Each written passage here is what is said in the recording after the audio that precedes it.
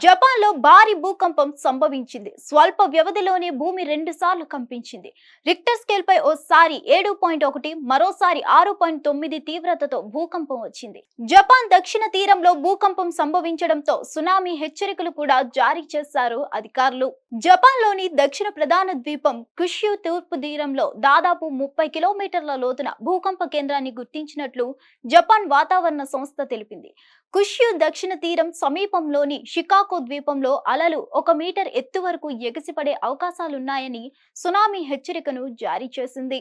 Kyushu షికాగోలోని nuclear ప్లాంట్లలో ఏమైనా నష్టం జరిగిందా అనేది పరిశీలిస్తున్నామని ఆపరేటర్లు చెప్పినట్లు తెలిపింది. సమీపంలోని మియాజాకి విమానాశ్రయంలో కిటికీలు ధ్వంసమైనట్లు ఎన్హెచ్కే పబ్లిక్ టెలివిజన్ తెలిపింది.